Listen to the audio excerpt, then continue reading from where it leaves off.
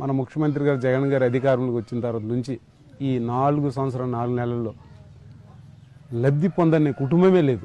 నిర్వాసితులకి 20,000 కుటుంబాలకి R&R package ఇచ్చారు. ఆ ప్యాకేజ్ కూడా గతంలో 6.5 లక్షలు ఉన్నదాన్ని 10 లక్షలు R&R ప్యాకేజ్ చేశారు. అలాగే కాలనీలు కూడా పూర్తి చేశారు.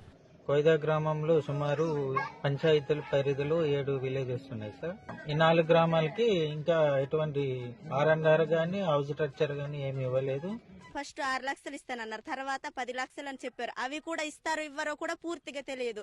అక్కడ ఇల్లు ఉందామన్నా ఆ ఇల్లు పూర్తిగా కట్టారో లేదో కూడా తెలియదు. ఆ డబ్బులు ఇస్తేనని అక్కడ ఇల్లు ఉందామన్నా ఆ డబ్బుల గురించి ఎవ్వరు ఏం మాట్లాడడం లేదు. ఉన్నామా పంపించేసామా అంతే ఆలోచిస్తున్నారు. కానీ ఆ తిండి వాళ్ళు ఎలా ఉంటున్నారు, తింటున్నారు, జ్వరాలు వస్తున్నాయేమో పట్టించుకుందామనే వాళ్ళే ఎవ్వరూ లేరు.